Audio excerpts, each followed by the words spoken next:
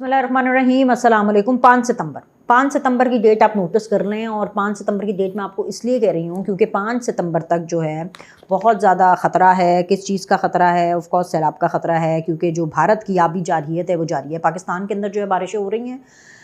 एक ये last spell है, क्योंकि कोई 2-3 हफ़्ते पहले NDMA ने बाकायदा तौर पर ये बताया था, और महकमा मौसमियात की तरफ से भी ये बाकायदा तौर पर ये प्रिडिक्शंस आई थी और ये फोरकास्ट उन्होंने किया था कि जी जो 2 स्पेल जब ये सैलाब का रेला खैबर पख्तूनख्वा के हवाले से जब स्टार्ट हुआ तो तभी उन्होंने बता दिया था कि 2 मज़ीद बहुत ही सीरियस, बहुत ही डेडली किस्म के स्पेल्स आने हैं बारिशों के। अब ऐसे में ये जब स्पेल्स आए, ये आखिरी स्पेल मेरे ख्याल से ये चल रहा है बारिशों का।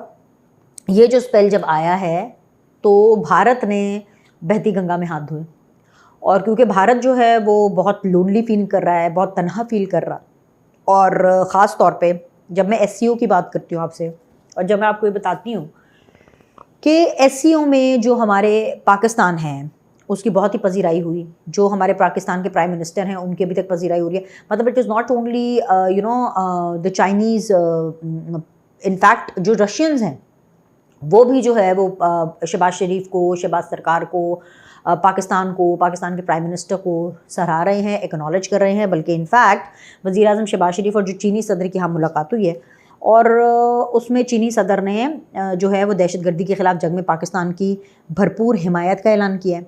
और वज़ीर आज़म शहबाज शरीफ से भी जनूबी एशिया में जामे मुज़ाकरात की निगरानी के लिए चीन को दावत दी है, और कहा है कि जी जो मुज़ाकरात हैं उनकी कामयाबी के लिए चीन ऑन बोर्ड होना चाहिए।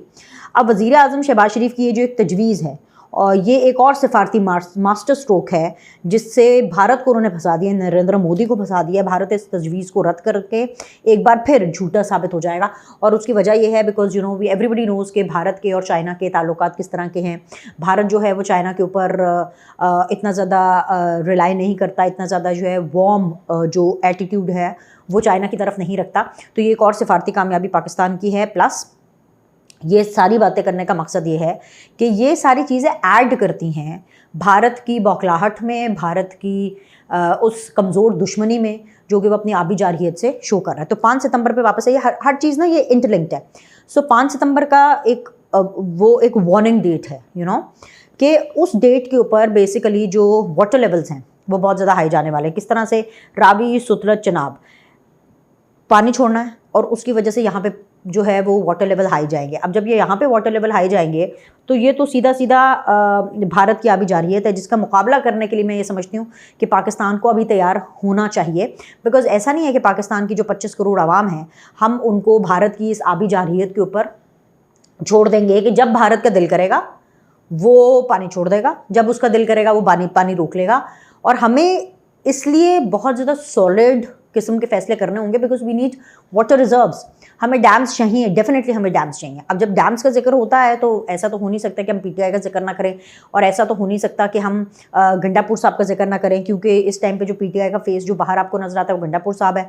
गंडापुर साहब की अपने ही एक नए किस्म के जो हैं वो लुच्चे चल रहे हैं, वो नई जलेबियाँ फ्राई कर रहे हैं। वो नई जलेबी क्या है जी? वो old wine in a new bottle जैसे होती है ना, वो जी कालाबाग डैम जो है उसका जो तस्करा है उसका जिक्र वो ले आए हैं, और जी वो सीधी सीधी बात ये कर रहे हैं, मशहूर ज़माना कालाबाग डैम की भरपूर हिमायत कर रहे हैं।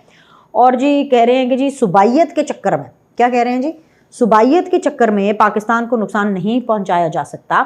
तो सीधी सी बात है, जो अली अमीन गंडापुर का ये ऐलान है, सबसे पहला तो सवाल ये है कि क्या पाकिस्तान तहरीक इंसाफ की ये पार्टी पॉलिसी है?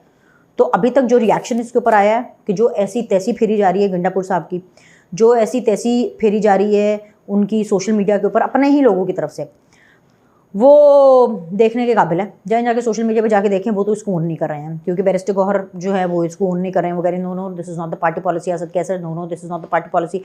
क्या जो पाकिस्तान तहरीक इंसाफ है वो इसकी हिमायत का ऐलान करेगी? तो अभी तक जब तक मैं आपसे वीडियो बना रही हूँ वो तो कालाबाग डैम की जो हिमायत है इस बात की कि जी गंडापुर कह रहे हैं कि जी हमें सुबाइयत भूल करके कालाबाग डैम पर काम करना चाहिए और कालाबाग डैम को आना चाहिए।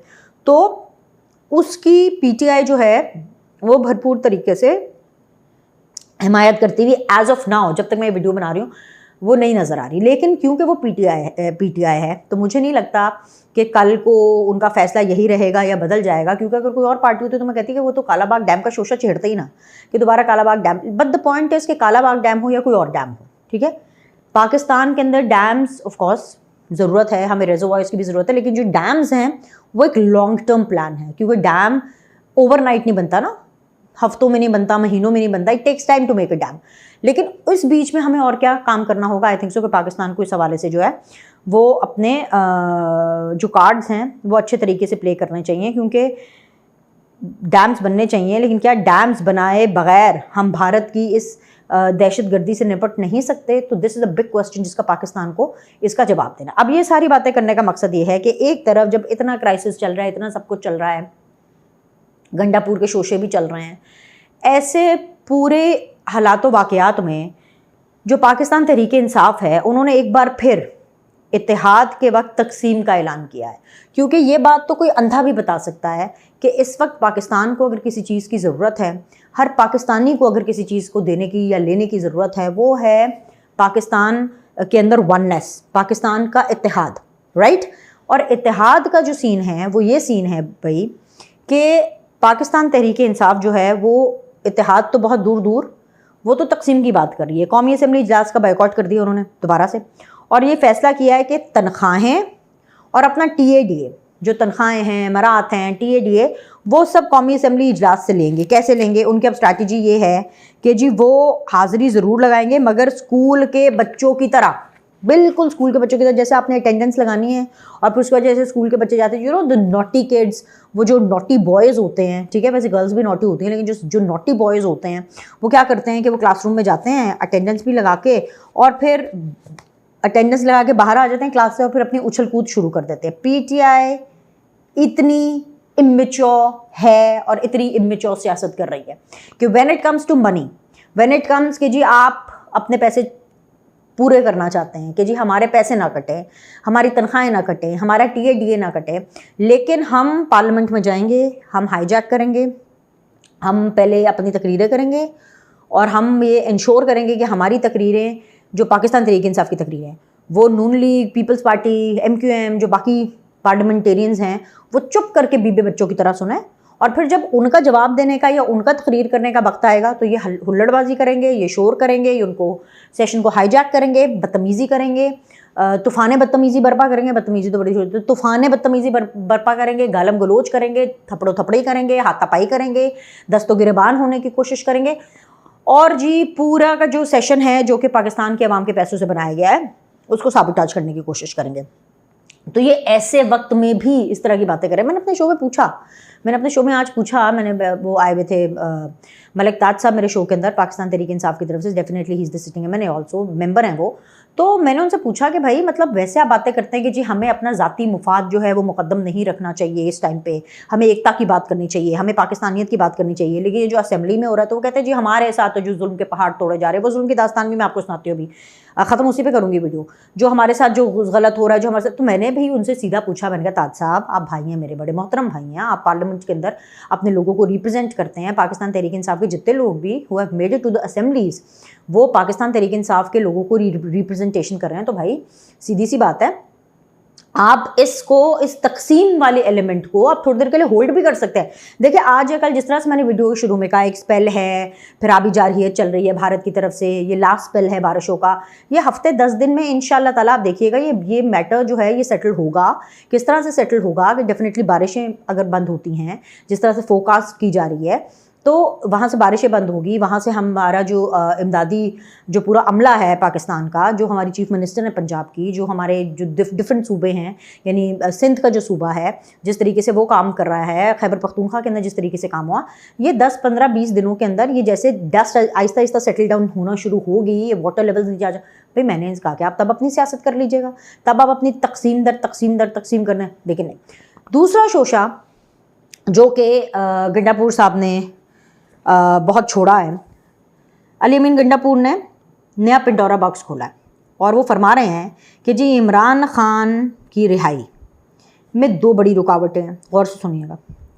पहली रुकावट तो आइन और क़ानून की अमलदारी का ना होना है, और जी दूसरी रुकावट ख़ुद इमरान खान है, यानी कि इमरान खान और इस्टेब्लिशमेंट के दरमियान पैदा होने वाले मसाइल हैं जिन्हें ख़ुद इमरान खान ने हल करना है।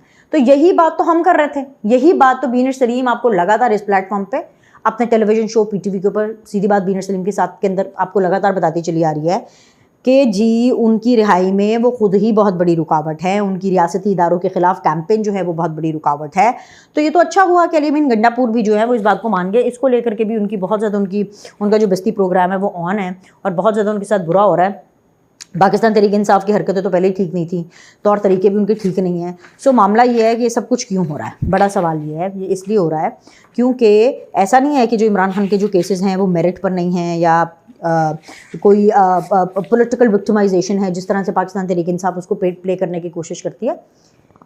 जब आप अपनी इस्टेब्लिशमेंट को, जब आप बार बार फ़ौज की तरफ देखते हैं और कहते हैं आप हमारे से बात करो और हमने फ़ौज की उंगली ही पकड़नी है, तो आप ऑटोमेटिकली एक एंटी डेमोक्रेटिक मूव ले रहे हैं, एक चीज़। दूसरी चीज़ ये कि फिर उसके ऊपर ये कि जब आपको वो उंगली नहीं पकड़ा रहा इदारा या फील्ड मार्शल साहब फॉर दैट मैटर, तो आप उनके ख़िलाफ़ एक बहुत ही मिलिशियस कैंपेन चला रहे हैं। आपकी नज़र में, यानी PTI की नज़र में, इमरान खान की नज़र में फॉर दैट मैटर, वो ये campaign army chief, field marshal, Pakistan की अफवाज, पाकिस्तान की इस्टेब्लिशमेंट के ख़िलाफ़ चला रहे हैं। लेकिन असल में वो ये कैंपेन पूरी पाकिस्तान के ख़िलाफ़ चला रहे हैं।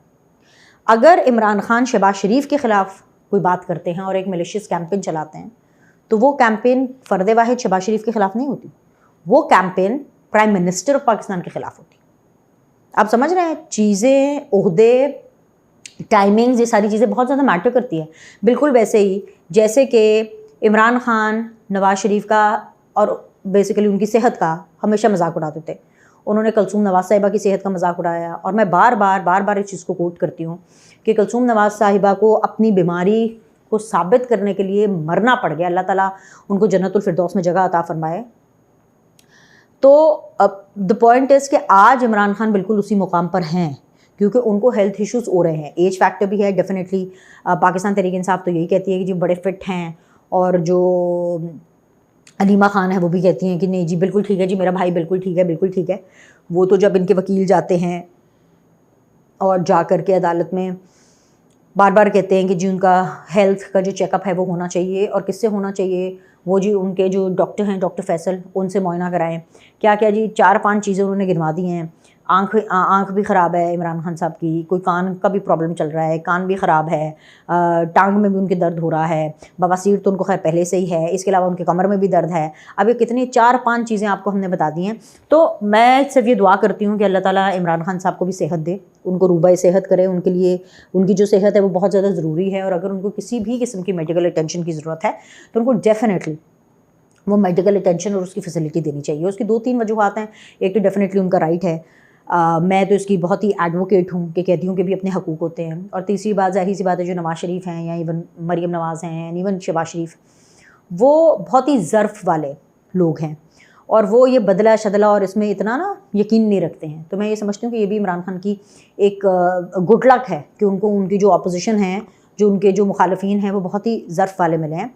लेकिन ये इमरान खान के लिए, PTI के लिए एक आई ओपनर होना चाहिए कि जब उनको मौका मिला उन्होंने लोगों की सेहतों का मजाक उड़ाया, उन्होंने लोगों की इज़्ज़त की धज्जियाँ उड़ाई, उन्होंने तार किया। लेकिन आज जब उनके वकील अदालतों में जा कर के या मुलाकातों के अंदर और बाहर आकर के कहते हैं कि जी उनका एक चेकअप होना चाहिए, उनका मुआयना होना चाहिए क्योंकि उनकी आँख में प्रॉब्लम है या कान में प्रॉब्लम है या टांग में प्रॉब्लम है या पाइल्स बहुत बढ़ गई है उनकी या कमर में दर्द हो रहा है या व्हाट्सोएवर और जितने भी उनको जो मसाइल हैं, तो तब इमरान खान को ये ज़रूर शर्म आनी चाहिए और ये ज़रूर सोचना चाहिए कि वो माजी में किस तरीके से अपने मुखालफीन की सेहतों का मजाक उड़ाते रहें। तो सेहत एक ऐसी चीज़ है, one of the many things, जिसके ऊपर मैं समझती हूँ कि उनको मजाक नहीं उड़ाना चाहिए। हैवन सेड दैट, एक दफ़ा फिर से दुआ करती हूँ कि भाई वो ठीक हों क्योंकि अभी उनकी जेल बहुत लंबी है, उनका ठीक होना ज़रूरी है बिकॉज उनकी जेल अभी लंबी है। He is not coming out any time soon, right. At least इस साल में तो वो बाहर नहीं निकल रहे हैं। अगले साल जब नया साल चढ़ेगा, जब चंद चढ़ेगा तो तब लग पता जाएगा। अभी के लिए इतना ही। लाइक करें, सब्सक्राइब करें। आपसे अगली वीडियो में मुलाकात करते हैं।